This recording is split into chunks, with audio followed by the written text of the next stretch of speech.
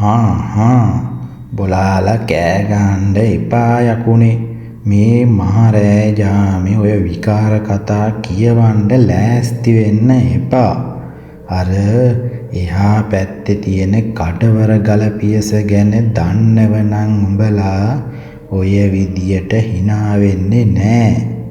අද වගේම මූසල අන්ධකාර රෑක තමා එදා ඒ සිද්ධිය උනේ. කෝ ඔය බුලත් හෙප්පුව මෙහාට දියන් කටේ කෙල ටිකක්වත් හිඳෙන්න කලින් මේක කියලා ඉන්න එපෑය. ඕන් ඉතින් අමතක වුණා. බොලව් සබ්ස්ක්‍රයිබ් කරපල්ලකෝ. ගුණපාල සීයා බුලත් කොවිටත් කටේ ඔබාගෙන ලන්තෑරුම් මෙලියෙන් වට වෙලා හිටපු කොළු කුරුට්ටු දිහා බැලුවේ ඇස් පොඩි කරලා. රෑ 12ටත් කිට්ටුයි. ගමේ කමති වාඩිය ඇතුළේ හිටපු කොල්ලෝ ටික සීයගේ මූණ දිහා බලන් හිටියේ ඊළඟට මොකක් කියයිද කියලා බයෙන් ගැහි. සීයගේ හඬ බොහොම ගොරෝසුයි.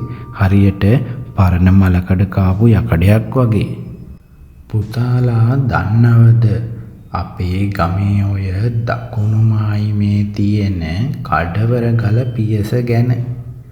දැන් කාලේ උඹලා උතනින් යන්නේ ෆෝන් ඔබ සින්දු අහහනේ. ඒ වුණාට මීට අවුරුදු 30-40කට කලින් ඔතන කියන්නේ දවල් 14න් මිනිහෙක් යන්න බය පළාතක්. ඔතන තමයි කඩවර යකාගේ බැල්ම තියෙනවා කියන්නේ. ඒ කාලේ ඔතන මහ ගල් තලාව මැද්දේ ලොකු නුග ගහක් තිබුණා. අන්න ඒ නුග ගහ යටින් රැට යනවා කියන්නේ මරුවා එක්ක සෙල්ලම් කරනවා වගේ වැඩක්. ඇයි සීයේ කවුද එතන ඉන්නේ? පොඩි එකෙක් බයෙන් ඇහුවා. කවුද ඉන්නේ? ඉන්න එකා කවුද කියලා දැක්කම ආයේ ඇවිත් කියන්න කෙනෙක් ඉතුරු වෙන්නේ නෑ බොල. ඒත් එකම එකෙක් හිටියා. ඌ තමයි සයිමන්. අපේ ගමේ හිටපු අංක 1 චණ්ඩියා. කාටවත් බය නෑ. යක්කෝ පෙරේතයෝ කුම්බාණ්ඩයෝ ඌට පෙනුනේ නිකම් මදුරුව වගේ. ඌ හිතන් හිටියේ උගේ හයියට ගහන්න එකෙක් මේ තුන් ලෝකෙම නෑ කියලා. අනේ මන්දා මෝඩකම කියන්නේ ඉතින් බෙහෙත් නැති ලෙඩක් නේ බං. සීයා හුල්ලලා කතාව පටන් ගත්තා. එදා හොඳටම වැස්ස. අහස පොළව ගැටලන්න වගේ වහිනවා. වෙලාව රෑ 11 පව් වෙලා. සයිමන් හිටියේ අර එහා ගමේ මල ගෙදරක ගිහින් එන ගමන්. මිනිහා ටිකක් පදමත් වෙලා හිටියේ. අරක්කු බෝතලයක් බඩේ තව භාගයක් ඉනේ. මිනිහා එන්නේ තනියම. අතේ තිබුණේ පරණ ටෝච් කෑල්ලක් විතරයි. එන පාර වැටිලා තිබුණේ අර මම කියපු කඩවර ගල පියස මැද්දෙන්. සයිමන් මාමා බය වුණේ නැද්ද සීයේ? බය? ඌට බය කියන වචනේ අකුරක්වත් මතක නෑ බොලව්. ඒ වෙලාවේ මිනිහා සින්දුවක් මුමුණ එන්නේ. සුරලව වුණත් සැප නෑ මගේ ලොව වගේ කියාගෙන එන්නේ. වැස්ස නිසා පාර ලිස්සනවා. ගෙම්බෝ බෙරිහන් දෙනවා. නිකම් මුළු පරිසරේම මූසල වෙලා තිබුණේ. මිනිහා ටික අර ගල් තලාව කිට්ටුවට ආවා. එතන පාර හරි පටුයි. දෙපැත්තේ මාන පඳුරු. අර නුග ගහ යටින් තමයි පාර යන්නේ. සීයා ආයෙත් බුලත් ඉඩ හපලා කෙළපාරක් ගැහුවා. සයිමන් නුග ගහ ළඟට එනකොටම මිනිහට දැනුණා අමුතු ගඳක්. නිකන් අර පරණ මස්කුණු වෙච්ච ගඳක් වගේ. මිනිහා හිතුවා මොකෙක් හරි සතෙක් මැරිලා වෙන්න ඇති කියලා ගණන් ගත්තේ නෑ. ඒත් එක්කම එක පාරටම චටාස් ගාලා සද්දයක් ආවා. මොකද්ද සීයේ? සයිමන් හිතුවේ අත්තක් කැඩුනා කියලා. මිනිහා ටෝච් එක ගැහුවා නුග ගහ පැත්තට. කවුරුත් නෑ. හැබැයි පුතේ හොඳට අහගනිල්ලා. සයිමන් ආයේ පාර දිගේ යන්න හදනකොටම එයාට ඇහුණා කවුදෝ එකෙක් හුස්ම ගන්න සද්දයක්. ඌස් ඌස් ගාලා ලොකුවටම හුස්ම ගන්නවා. හරියට මහන්සි වෙච්ච හරකෙක් වගේ. සයිමන් වටපිට බැලුවා. කවුරුත් නෑ. මිනිහා ටිකක් ගැස්සුණා. කවුද යකෝ ඔතන ඉන්නේ? වරෙන් එළියට කියලා සයිමන් කෑ ගැහුවා. ඊට පස්සේ කිසිම සද්දයක් නෑ. උලඟ විතරයි. සයිමන් හිතුවා මේක මගේ බීපු මල විකාරයක් වෙන්න ඇති කියලා. මිනිහා ආයේ ඉස්සරහට අඩිය තිබ්බා විතරයි. මෙන්න බොලව් අර නුග ගහ යට තිබුණ ලොකු ගල උඩ මිනිස්සෙක් වාඩි වෙලා ඉන්නවා. ළමයි ටික එකිනෙකාගේ ඇඟට හේතු වුණා. උලම් පාරක් ඇවිත් ලන්තෑරුම නිවෙන්න වගේ ගිහින් ආයේ පත්තු වුණා. ඒ මිනිස්සයා ඉන්නේ පිටිපස්ස හැරිලා කළු පාට රෙද්දක් පොරවගෙන ඔළුව පාත් කරගෙන ඉන්නවා. වැස්සට තෙමෙනවා. ඒත් හෙලවෙන්නේ නෑ. සයිමන්ගේ වෙරි ටිකත් බැස්සා. මේ මහරෑ කවුද යකෝ මේ ගල උඩ ඉන්නේ කියලා මිනිහා කල්පනා කළා. සයිමන් කතා කළා. "ඒයි කවුද ඔය? ගමේ එකෙක්ද?" පිළිතුරක් නෑ. සයිමන්ට මල පැන්නා. "තෝ මම අහන දෙයට උත්තර දීපිය. නැත්නම් මම එනවා එතනට" කියලා මිනිහා ටෝච් එක අතරන් ගල ළඟට කිට්ටු කළා. ඒ මිනිස්සයා තාම එහෙම්මමයි. සයිමන් ගල උඩට නැග්ගා. නැගලා අර මිනිස්සයාගේ කරට අත තිබ්බා. "ඒයි උඹට කතා කරන්නේ කියන්න හම්බුනේ නෑ." අර මිනිස්සයා හෙමීට ඔළුව උස්සලා සයිමන් දිහා බැලුවා. සීයාගේ ඇස් දෙක ලොකු වුණා. වටපිට බැලුවා. හඬ තවත් පහත් කළා. "පුතේ සයිමන් දැක්කේ මනුස්ස මූණක් නෙවෙයි. ඒක හරියට නරක් වෙච්ච වට්ටක්ක ගෙඩියක් වගේ. ඇස් දෙකක් නෑ. නහයක් නෑ. කට විතරයි තිබුණේ. ඒ කට කන දෙක ළඟටම ඉරිලා තිබුණා. ඒ කට ඇතුලේ දත් වෙනුවට තිබුණේ පණුවෝ." "අම්මෝ සීයේ" පොඩි එකෙක් කෑ ගැහුවා. "කට වහපිය කතාව ඉවර නෑ." සයිමන්ට කෑ ගහන්න බැරි වුණා. උගුර හිර වුණා වගේ වුණා.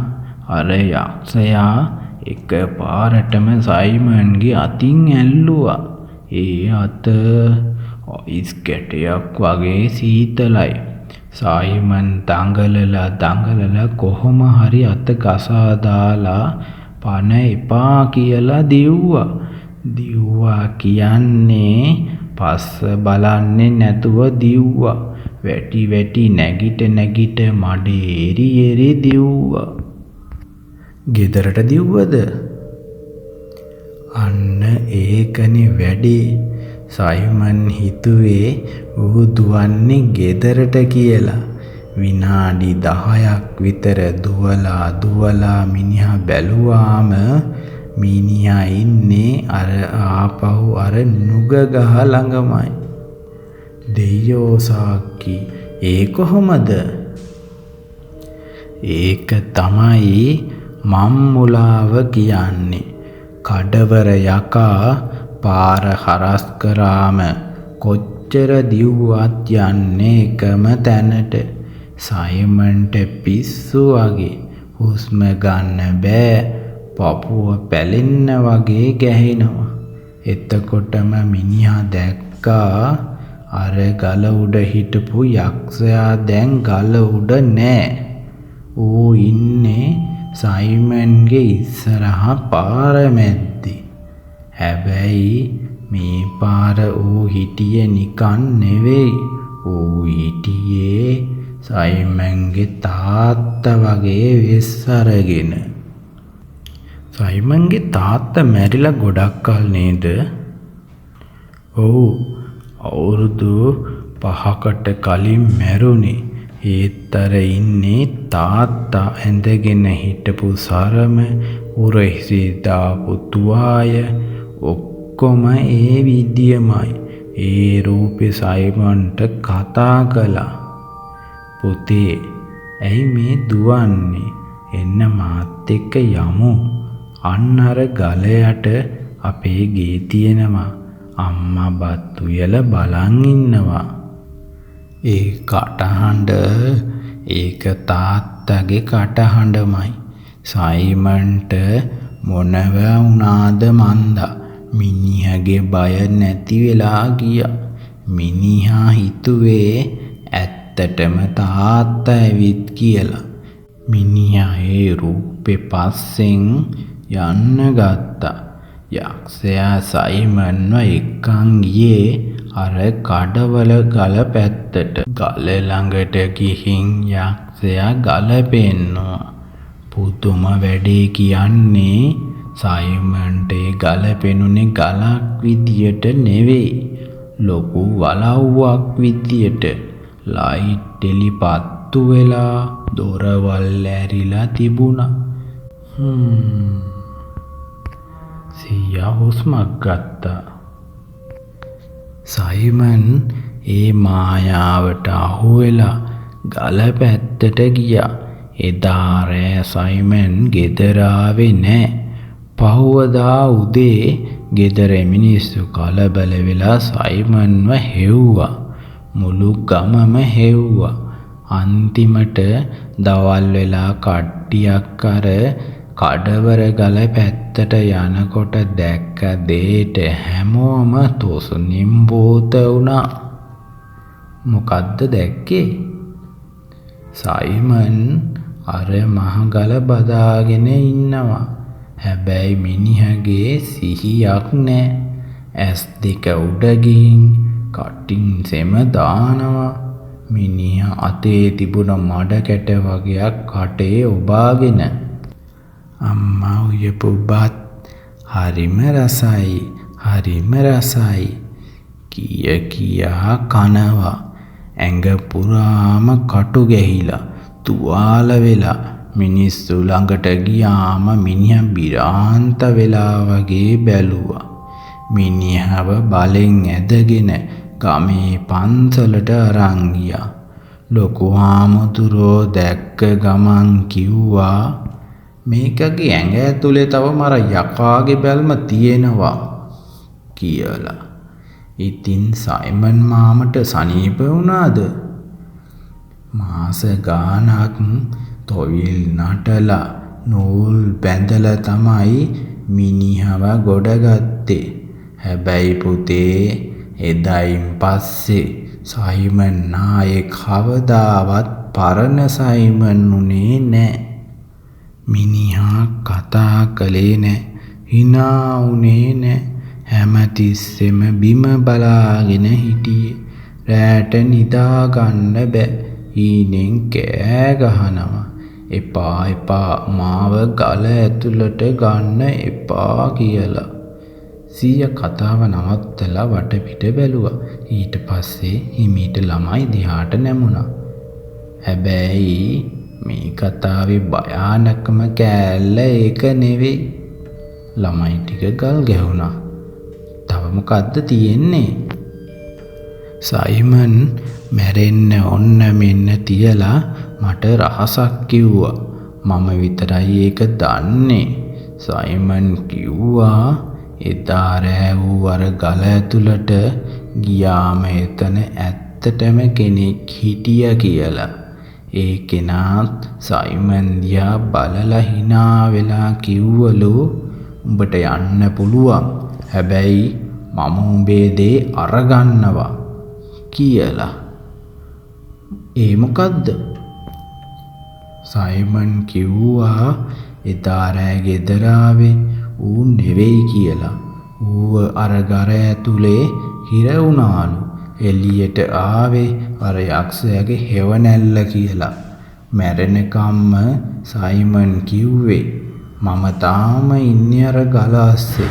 මේ ඉන්නේ මම නෙවෙයි කියලා. සීයා ආයෙත් බුලත් විඩක් හදාගන්න ගමන් අහස දිහා බැලුවා. ඒක බොරුවක් වෙන්න ඇති. පිස්සු විකාරයක් වෙන්න ඇති. හැබැයි පුතාලා දන්නවද? සයිමන් මැරුණ දවසේ රෑ අපේ ගමේ කිසිම බල්ලෙක් බිරුවේ නෑ. මුළු ගමම පාළු සොහනක් වගේ නිහඬ වුණා. අනිත් එක සයිමන්ව වල දාන්න පෙට්ටිය උස්සනකොටම ඒක පුදුම බරයිලු. 4 දිනෙකටවත් උස්සන්න බැරි තරම් බරයි. හරියට පෙට්ටිය ඇතුලේ මිනිහක් නෙවෙයි මහා කළු ගලක් තිබුණා වගේ. ළමයි ටික බයෙන් වෙවුලන්න ගත්තා.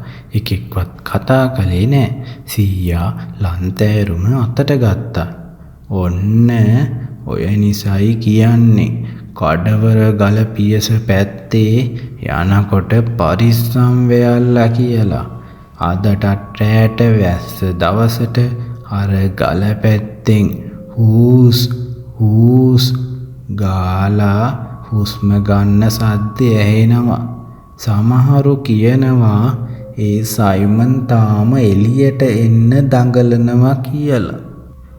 හරි හරි දැන් යමල්ලා නිදාගන්න.